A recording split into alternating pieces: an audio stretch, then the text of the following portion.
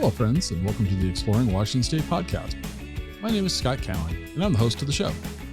Each episode, I have a conversation with an interesting guest who is living in or from Washington State.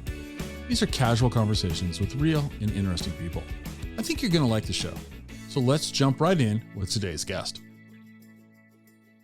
All right, everyone. Well, welcome back to this episode of the Exploring Washington State podcast. I'm with Ashley Carr today of becausewematter.org. Ashley, I'm just going to kick it over to you. Well, actually, I'll give you the backstory of why we're talking. Somebody in your audience reached out to us and said, hey, we'd really like you to have somebody from and again, folks, Scott's at the mic, becausewematter.org on the show. And Ashley, you are the person that raised your hand for this. Why don't you tell our audience kind of the backstory of the organization, and we'll go from there. Okay. So, my name is Ashley Carr. I'm actually the executive director of the organization. I've been doing it actually since I was 12 years old. In 1998, Dave, who's actually my father, decided to bring home an alligator one day. And from there, it just started this whole idea. We actually started out as an anti-drug and alcohol program. We taught kids how animals stalked and killed their prey and how things like drugs and alcohol were stalking and killing our youth.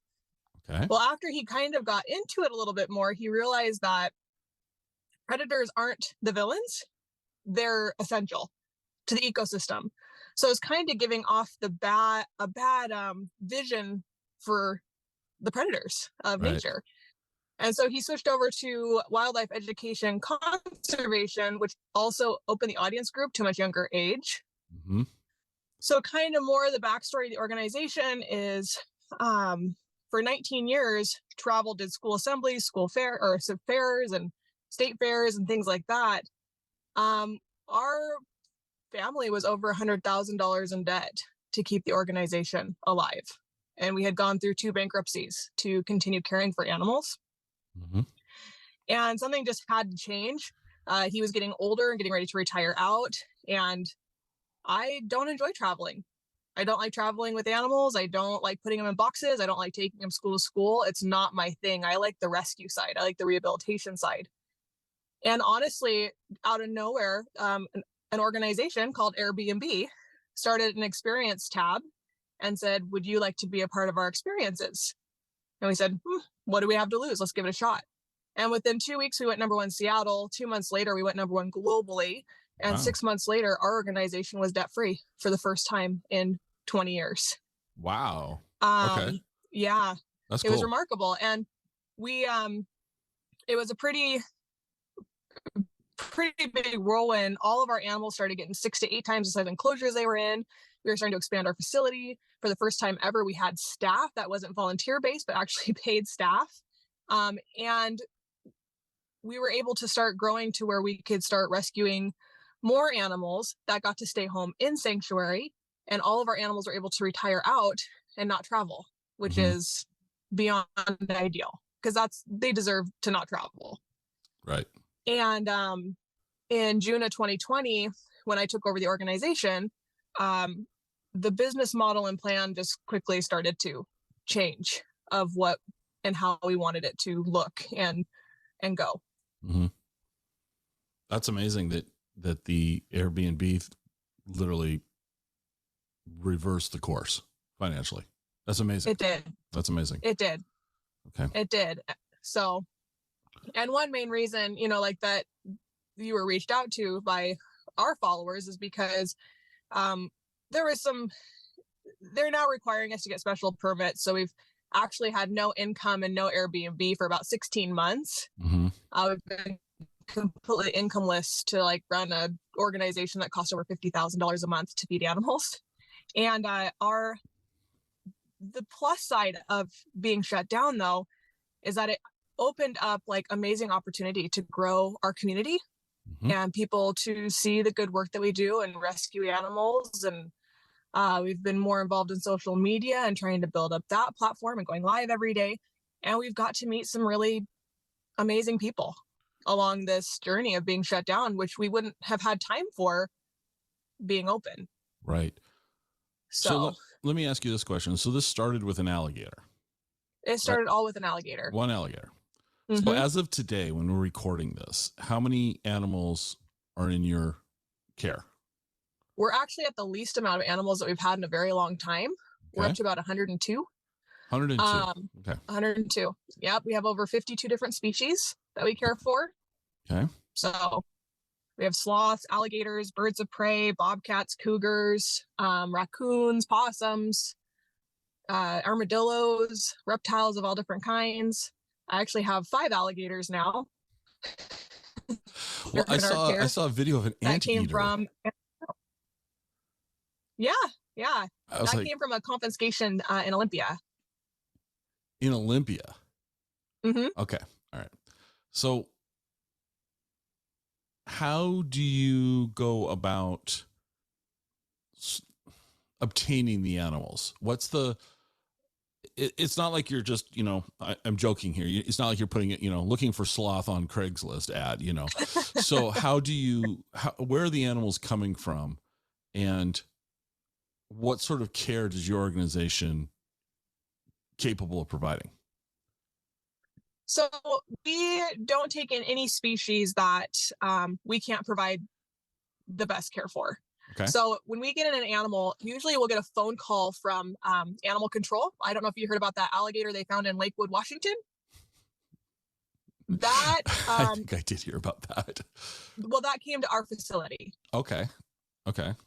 So animal control will call us and they'll say, hey, because I have 24 years of experience working with hundreds of different species, and they'll call and say, how do we capture this, or can you come down and help us capture this so that it's done safely, because it's not something that they work with on a daily basis. This isn't Florida.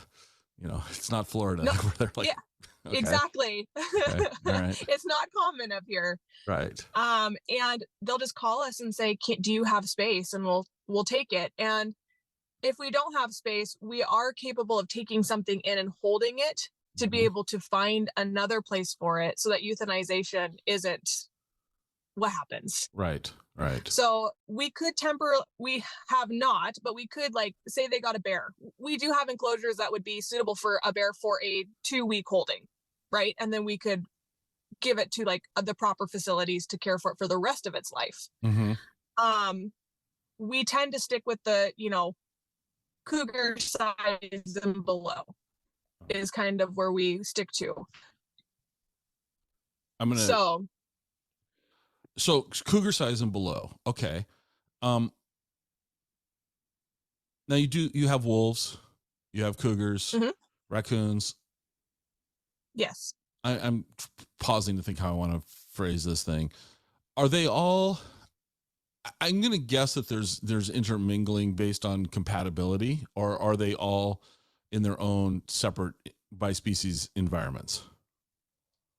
Most of them are in their own separate. Okay. We do have a few that can intermingle a little bit. So one of the main animals that can pretty much be safe anywhere is like a turtle or a tortoise or something like that.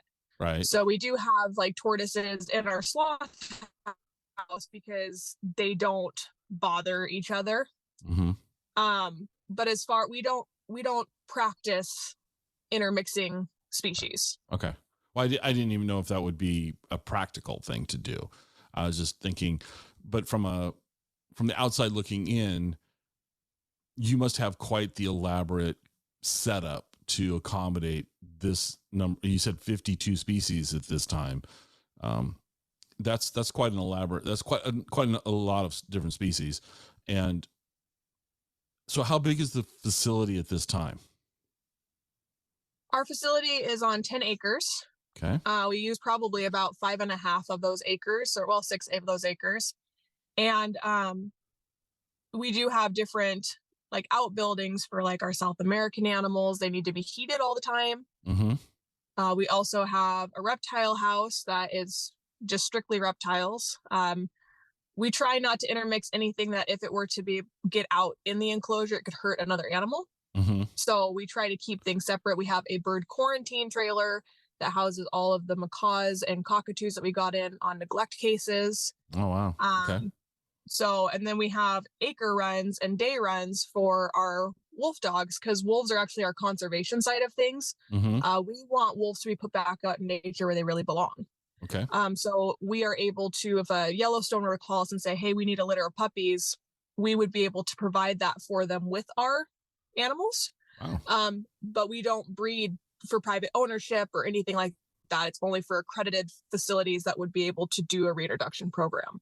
Okay. All But right. everything else out there is rescue. All right. So currently, you're not open to the public currently.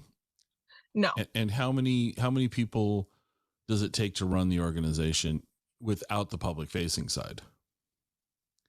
Comfortably 7. Okay. Right now we have 3. Okay. So double duty, if you will. Yes. Okay. Yeah. 60 to 80 hour work weeks right now. Oof. Okay. As I was preparing for this, literally just moments before we, flipped the switch live, I saw a video. I think it was on your Facebook page, and I'm going to try to flip over to that right now and kind of try to read from it to not totally butcher it. See if I can find it now. I think I scrolled. No, this is something I thought was very fascinating. And you write on Facebook, you write, a wolf can easily snap through bones. They're such incredible creatures. A human's bite force is only about 120 pounds per square inch, and a large domestic dog's is about 320 pounds per square inch. Now, I have a large domestic dog, and it feels like more than that. Just out of, just gotta say. But then you write, but the bite force of a wolf is almost 400 pounds of pressure per square inch. And I'm watching this video of a wolf making coleslaw out of a cabbage. I mean, he was just very efficient. Mm-hmm. Let's talk about the wolves for a second. So what are they being fed? I mean, I don't think of cabbage as it was a little funny when I saw cabbage. I just wouldn't have thought of that. So what is a diet for an animal? So we go through 6,000 pounds of meat a month for our animals. Okay. And we go through about 1,200 pounds of produce. Wolves mainly eat meat. So they'll eat about 2.5 to 5 pounds a day per wolf. Wow. Our cougars eat anywhere from about 2.5 to 3 pounds a day. And our bobcat has 1 to 2 pounds a day. And then we have like our raccoons and all that stuff that, on average, with all the small mammals combined, it's probably about 10 to 12 pounds of meat for them also. Right. So the reason we do cabbage is because, well, one, it won't hurt them, but it's good enrichment. So we actually have an organization, the Chef Store here in Burlington. They actually will donate produce that can't go to Feeding America. Okay. And so when we get like a big box of cabbage and we're not going to be able to utilize it all, we give it to our wolves for enrichment so that they can just have some fun and make a mess and play for a little bit. Make coleslaw. Mm-hmm. Okay. Yeah, and then we get to clean it up the next day. Okay. But wolves will eat like salmon berries and things like that, but that's occasional. That's not their main source of food. All right. I'm on your, I've never seen, oh my gosh. So I'm on your Facebook page right now, and I am watching, I think it's you, but somebody's giving a skunk a bath. That's me. Mm-hmm. First off, I never think of skunks as cute, and this thing looks adorable in the tub, and it looks like it's actually having, I can't tell if it's terrified or having the time of its life. It looks like both, actually. Why? No, see, I'm nervous. I would be nervous around a skunk, I'd frankly be nervous around all of these animals. And so, but why isn't this skunk spraying you? What's going on here? So the skunk's been descented. Okay. It's a super simple procedure. I do have a skunk out there that's still what we call hot, so he still can spray. Okay. His name's Cargo, but he's a hooded skunk from El Salvador. He jumped on a military plane and flew over to from El Salvador to the military Woodby Island Naval Station here, and they called us and asked us to come get him, and he hasn't been able to have the procedure done yet. It's super simple. It's in and out. It's like neutering a dog. So that's one reason. But skunks are actually very I mean, almost like a cat or a dog to a certain extent. Well, They, this one looks like it's having a great time. yeah, I mean, yeah. it really does. And okay, so okay, now you got an alligator. Sorry, this is how this episode's going to go, folks. I'm going to be scrolling through Facebook and making comments on animals. So I could go in so many different directions here. What's that? Sorry, there's some green, like look like an iguana or something. I'm not sure. Yep, that's the iguana. Okay. The green eye. Yeah, it was super bright. I was like, whoa, it almost looked like somebody photoshopped it. How? So this is something you've done since you were a kid. I was 12 years old. 12 years old. So I joke with people sometimes when I'm talking to them about, is this what, when we're little kids playing in the backyard, is this, could you imagine yourself doing this? But if you got involved in this at 12, you were a little kid, maybe just past playing in the backyard type thing, but you've been doing this your entire life. Yeah, I've been working with animals since I was born. I actually had a pet skunk when it was legal in Washington to have them. So I've had exotic animals pretty much my entire life. Put you on the spot. I'm going to put you on the spot here. I'm going to put you on the spot here. If you could properly obtain, okay, so by good methods, what would be the exotic animal that you would love to have? Is there something that you think would be a great exotic animal to have? For the common person? No, for you. Oh, for me? For you. Not really. I mean, I would say whatever I could get that my kids could work with. I have two kids that have been working with exotic animals since they were born. Okay. And I think that, you kind of have to think logically about it. I mean, like if I were to like personally work with something, I would love to be able to work with like some more big cats. I mean, I've been working with big cats since I was 12, but I love cheetahs. I would love to be able to work with the cheetah. I don't have the space for one, but cheetahs actually act like dogs. So they're pretty remarkable. Usually in the captivity, they'll actually give a cheetah a dog as a friend. Really? to intermingle with and grow up with and have a friend. Okay. So, but I've worked with so many animals over my life that it's really weird. I've actually ruined the zoo experience for my kids. So when we go to the zoo, they're just like, and yeah. Anyway, I've worked with that since I was 18 months old. So. Yeah, they're like, got one. Yep. Got one. Yeah. Okay. So what do you think your kids would want? My kids really enjoy working with possums and skunks and raccoons and the smaller mammals, the things that they can feel like they have a little bit more control over when they're younger. Okay. Because the reality is my kids have to learn from a very young age that all animals bite, even cats and dogs and et cetera like that. So, but their favorite, I would say their favorite rescues are possums because we get quite a few possums. Okay. All right. One of the other reasons that someone in your audience reached out to us was that your organization is kind of in a crisis. We are. There's been kind of one hit after another. Being shut down and incomeless for 16 months has been huge. There's really unfortunately no set date of when these permits could come through. So it could be another 2 years before we get them. And we've been using our reserve. We actually had a plan. We were going to be doing $2 million of renovations over the next 5 years with Airbnb tours. And we were going to be expanding all the enclosures and everything. And we were super, super excited. And luckily we had saved up a bit to start that process. And that's kind of what's been getting us through until January. And then since January till now, it's honestly just been our following that has been keeping us alive right now. And we're kind of at that like last like month or so that if we don't figure some way to survive, we're not going to be able to be here anymore. And that unfortunately means, 60 to 80% of our animals possibly getting euthanized, Mm-hmm. which has just been a keep you up at night kind of Yeah, feeling. that's gut wrenching. That's Yeah. just not okay.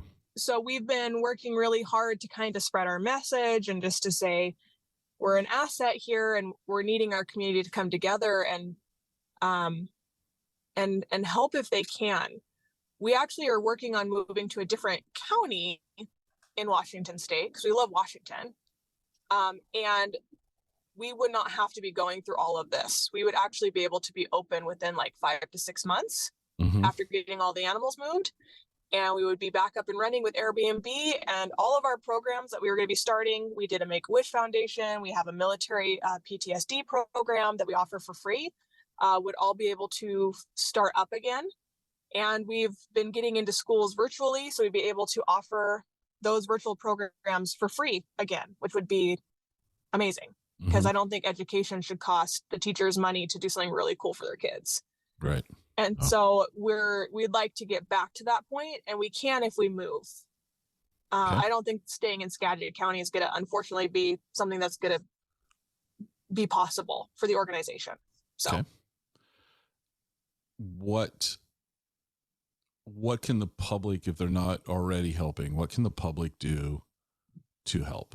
What, obviously, I mean, the simple answer is money, but in addition, what else can people do if they can contribute what they can, right. But what else can they do? What else can people do for you? I think the biggest thing is just following us, following our story, being a part of what we do. Watching through our videos, it actually helps. Stuff on Facebook, things, watching our lives, all of that contributes towards the business. Now we don't, we're not a huge YouTube thing. We're trying to get to the place where we're monetized on YouTube and doing educational things through there. But we have we have Patreon. We just started a Patreon, and what that is it's a platform that we're able to take exclusive content and provide it to our patrons. And we do special lives for them. They get artwork from our animals, things like that, depending on what tier they choose. That's a huge way, because I don't think people realize that, $5 or $10 a month, doesn't do much. But the reality is it really adds up. Mm-hmm. And it really helps us. So Patreon's been huge for us. And then but watching our videos, voting, we have some voting stuff for grants, and all of this can be found in the links in our bios of all of our platforms. And we'll put links in the show notes too, so people can find that too. So awesome. Thank you. Sure. And we have like an Etsy store, and we have all that stuff that we're kind of stretching ourselves into, tapping into every little avenue to see which one kind of takes off, and then can really focus on that. But Patreon's been one of our biggest things that we've done. And we do behind the scenes, like we take you and walk you through the behind the scenes of everything. Like yesterday I went live for 6 hours. Wow. And and it literally was just people seeing what we do in a day: feeding wolves, feeding all the small mammals, cleaning their enclosures, watering, moving animals around, dealing with the stuff that comes up in the day. We've had a really good response from it. So it's been really fun. That's okay. To be able to do that. So I have a question about the animals. So the animals are being brought in through various channels: animal control, the stowaway skunk. I mean, that's just sorry. That's actually kind of funny. How on earth? I mean, think about that for a second. It jumped on a military plane. How on earth I don't know. That's just, we probably don't want to know. Anyway, these are wild animals, but I see you interacting with them. They seem domesticated, and I don't think that's accurate. But how long does it take for an animal when they arrive? And it's a broad question, so I understand. But like, how long does it take for an animal when they arrive to realize that they're in an environment that's safe for them and that they're not at risk, if you will? It all like you said, it all depends on the circumstances. I've had animals that I've gotten from neglect cases. At the moment I take them out of their enclosure, like birds or things and bring them into sunlight for the first time in 15 years, it's an immediate bond. Right. Like it's I just like with our macaw, best intentions, but was kept in a nicotine filled house, unfortunately, had no sunlight, was not let out of its enclosure for 15 years. Oh, wow. So the moment we were able to, grab her and put her in our acrylic cages, when we took her outside, it was like she looked at us and was like, thank you. Where's my sunglasses? Yeah, give me some sunglasses. exactly. But it was immediate. And she took her first shower. She had her first fresh fruit and vegetables, and she was just thrilled. Then I've had animals that have come in from,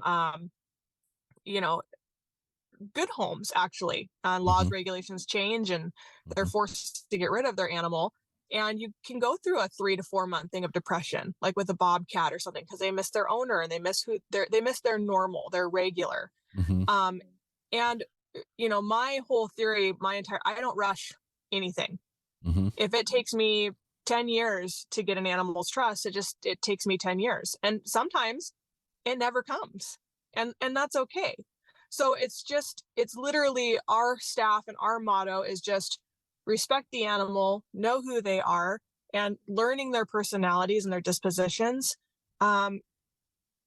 It's okay, because they are, like you said, they're not domesticated. Some are tame, some are still, like our raccoons and stuff. I'm not going to snuggle any of our raccoons out at our compound. But I can go in there and they'll touch my leg, or they'll grab something out of my hand or something like that. But they don't like to be scratched and snuggled and pet, and that's okay. We just respect it. That's interesting. I would have, because they're so cute looking. Social? Yeah, well, yeah, they're so cute looking, and you would think, they look cute, they would like this, but I guess not. Okay. Some do. Okay. Ours do not. Yours do not. Okay. Yours are. But how about that skunk though? Is that skunk quite friendly when they're not getting a bath? So he has his moments. He has his moods. He does. He's very moody, just like our anteater. You kind of know your time that it's okay and it's not. Most skunks are, if they're raised with people, are fantastic. Okay. I mean, they're pretty legal in a lot of different states, just not here in Washington. Okay. But people own that, like, they're litter box trainable. They get along with cats and dogs. And I mean, they're very social little guys. Odie, because we don't overhandle any of our animals, I would say, he has his moments, and he's kind of becoming a grumpy old man. He was better about 2 years ago, but now he's hitting about 6.5, 7 years old, which they only live about 2 to 3 in the wild. Oh, okay. Yeah, so he's just kind of grumpy. We actually thought he was gonna pass away. He got pretty ill, and I brought him home with me, and I did all the things I had to do under the skin fluids and all that stuff. And he popped right back, and ever since then he's kind of been a little bit more feisty. But he's great. All right. So I'm scrolling down your Facebook feed.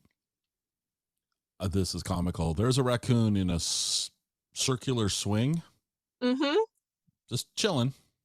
Yeah, just laying on the back, just grooming herself. He's relaxing from his earlier parkour moments. Yeah, just this is comical. Just stretching. Oh, just stretching out, having a good time. Just that's comical. They just look like they would be, a fun animal to have around, if you will. But I believe you. They probably, probably not. Yeah, so we really educate people of like why they shouldn't own exotic animals. Right. And we also educate them on the truth of the responsibility of even having those kind of animals. I kind of have learned in my career that the wow factor only lasts for so long. For people, it's that honeymoon stage, and then the reality of how much work and effort and even criticism and backlash that you can get from people for owning them can be detrimental to the animal. Right. And then we kind of also teach people to not feed their wildlife. Right. So because raccoons, can become very acclimated to human if you're Hmm. feeding them on your back porch and things like that. And then if they walk up to a kid or a mom who doesn't know, they can be deemed nuisance, and then government authorities will come in and actually take them out so that they're not a nuisance in a neighborhood. Right. Where we live in Wenatchee, there's a mule deer. I don't know what the right word is, but there's a documented area for mule deer to be safe here Mm-hmm. in our canyon. And so during the winter, and we have an acre parcel. So the most I counted on our parcel at one time was 50. Mm. And to help them get them through the winter, my neighbor and I, we have some food that we've put out for them. My neighbor will go to the grocery store and get produce for them and things like that. But my mother lives with us, and she's got a slider door out to the patio on the lower level, and they literally come up to well, this year we put a fence around the backyard because of our dog, so we didn't get them to the yard like this, but they would literally come up to the slider door and like wait to be fed almost. But then they leave. I mean, it's kind of this thing. They're here for the winter, and then off, springtime comes and off they go. And kind of helping them get through a rough, because we get like 3 feet of snow here, and it's Right. inhospitable.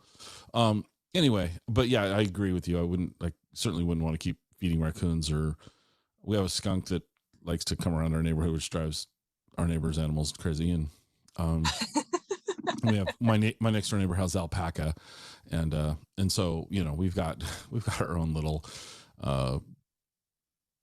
quirky little neighborhood, if you will, of animals. But what else? So if you're able to successfully move, would you then would this be the ability to expand as well and take care of more animals? Yes. Yeah. Okay. So we actually are looking at a turnkey ready property on 20 acres Okay. that actually has all the outbuildings and everything that we would need on it. That's superior to what we already have. And we would be able, it would open our operations to such an extreme. We would be able to be more available right now to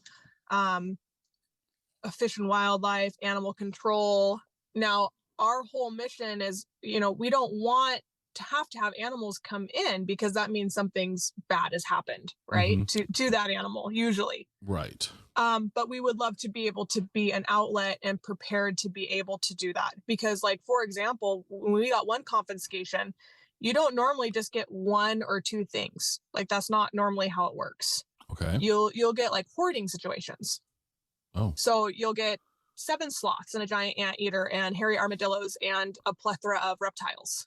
It's not usually little. It's sometimes, Right. like, we just did a confiscation of 10 birds.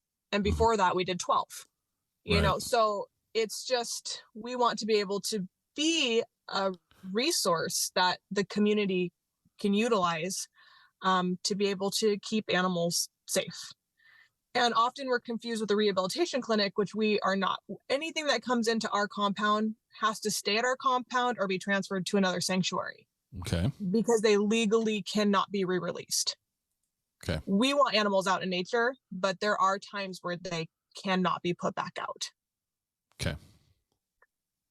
So we would be able to, we would be, if we got back open and running again, we'd easily be able to have a staff of 10 to 12 people. And we would be able to accommodate, probably, depending on size of animals and species, anywhere from 50 to 100 extra animals at one time. Okay. That would be a significant enlargement of your facilities. I mean, okay. Yeah. Okay. It would be. All right. Well, to keep with the theme of the show, because we haven't kept with my normal theme, which is just fine, actually. But let's just keep it to the normal theme of the show. And you're going to probably laugh at a couple of these questions because of the amount of hours you work, but humor me, okay? Okay. I always ask my guests, where's a great place to get coffee near them? Got any recommendations for me? In Anacortes, you can't go wrong at any of the coffee shops you go here. Penguin Coffee is amazing. Strawberry Bay, they all, Dietrich, every coffee shop that I go to, and I don't really stick to one regularly. I tend to bounce around so that I always like to try new things. I love coffee. So, Okay. but yeah, I would, my coffee place of choice though is usually about Penguin Coffee or Penguin. Strawberry Bay. Okay. And what's your coffee drink of choice? What's your go-to coffee drink? Honestly, I'm pretty simplistic. I am an Americano with cream and whip. That is. That's not simplistic. That's got 3 ingredients. I mean, come on. That's not simplistic. I won't let you call that simplistic. That's not crazy, but it's not simplistic. Okay. I do usually get an extra shot. Okay. As you should. When you're not working 60 or 80 hours, what do you and the family like to do for fun? I don't really have a life outside of this right now. Okay. To be quite honest. Okay. This has been life for 24 years. Okay. So we try, we're such a beautiful community, right? Or a beautiful place that hiking or just going for a walk. I have 5 dogs myself here at my house. And the beauty here in Anacortes is just anywhere you go, the beaches or the Mount Erie or anywhere like that. That's probably our one thing where it's just like getting back out in nature and just kind of taking a breath away from technology and all the emails and all of that. So, and I usually can't go too far away from home, like Washington, because I have to be available at the drop of a hat to go do something or a rescue or something like that. So, but my kids really do enjoy going on rescues. So they actually get to come work with me all summer and they're stoked. Wow. So how young were your kids when you took them on their first rescue? My daughter actually just did her very first rescue all by herself at 7 years old. Wait a second. What do you mean all by herself? I mean, she drove the car? No. I mean, well, she did the paperwork and she had the lady sign it and all that stuff. It was very simplistic. It was I don't normally rescue domesticated, but we got a rabbit that was unfortunately being kept in about 6 months of feces. And it was heartbreaking. The lady goes, "Can I just send you a photo real quick and see if you'll come just get him? Because all the other sanctuaries are full that do this stuff." And I said, "Okay, fine." So she sent me the photo. I'm like, "We'll be there in 30 minutes. So like one of the most important things I teach my kids is that when we go on a rescue, we don't judge the people that we're rescuing from, because they're doing what's best for the animal in that moment. And that's what matters. Right. And so she knocked on the door. She handed her the paperwork, asked her to fill it out. And she said, "Thank you for turning him over. I'll take really good care of him. And if you ever want pictures of him, let me know." And she handled the whole thing, which was just really cool to watch. And then my son's has raised wolf dogs since he was about 18 months old. And that's kind of his thing. And he loves taking care of things like when we go rescue possums or anything like that. He loves the making things better side of it. Okay. So, but yes, it's really cool to watch them get into it and learn to be loving people. That's awesome. I mean, at 7, she could be selling Girl Scout cookies in front of a Walmart, but no, she's out. She's out rescuing rabbits. That's quite the story. Okay. I have 2 last things I'm going to ask for you, and because I know you've got a lot going on today. So I'm going to reverse my normal order. So play along, please. All right. So this is a very important question, and it has nothing to do with anything we just talked about. Cake or pie, and why? Oh, that's a hard. Well, I don't like either. Wow. So You're the first person to ask. Wow. I know. I'm not a big fan. I mean, I would definitely choose pie over cake. Okay. Cake is usually too sweet for me. Okay. And I'm kind of a cake snob because my aunt actually makes cakes professionally. Okay. And I have yet to meet a cake that can meet hers. Okay. That's all. Those are all fair answers, but wow. Just okay.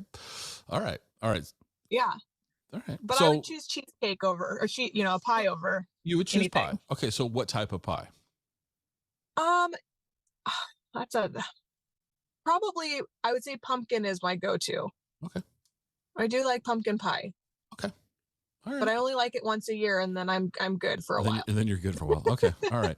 All right. So the last question is kind of the cheat card here. So like, what didn't I ask you that I should have asked you during our conversation? Oh goodness. I don't that is a challenging question. It wasn't meant to be challenging. It's kind of the catch-all for Scott, because if I overlook something, then I can go, hey, here you go, here's your shot. But so I mean, Yeah. No, I would well, yeah, do this for me. Do this for me. Hmm. Let everybody know where they can find out more about you. Point them, tell them where to go. So the best place that you can go is actually our Popple account, which is my digital business card, essentially. Mm-hmm. And it's just poppleme, POPLME.co/VWM, because we matter. Okay. And that has everything. That has all of our handles. It has our Etsy stores. When we have art auctions, we have that comes up quite frequently. We have artists that will donate some beautiful pieces of artwork to our facility to auction off to raise money for the animals. Mm-hmm. So we have that opportunity on there. And we have what else do we have on there? We have all of our websites, all of my phone numbers, emails, any way anyone wants to get in contact with me is on that sheet. All right. But yeah, I think the biggest thing though is just that if people could just start kind of following our story and see kind of how transparent we are. We kind of pride ourselves on transparency when it comes to exotic animal world, because you don't find much of that anymore. Okay. So, well, I will put a link to your card in the show notes so that people can just go there and go where they need to go, and then we will keep doing our part in help sharing your content out to our audience as well. And I really hope that people that are listening to this will take the time and go find out more about what you're doing and help out in any way that they can. We really, really appreciate it. That is what we're learning, is that it takes an army. It takes a community of people to make things like a nonprofit work.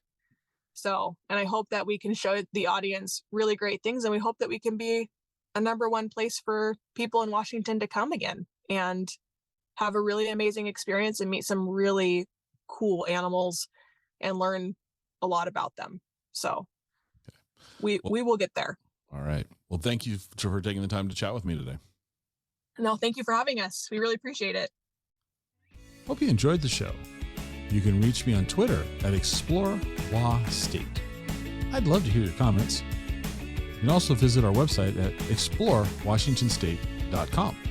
If you know anyone who would like the show, it'd be amazing if you'd share the show with them. This is the biggest way that we grow this show. Good old word of mouth. Glad you were here with me today, and I hope to have you listening to the next episode. See you then.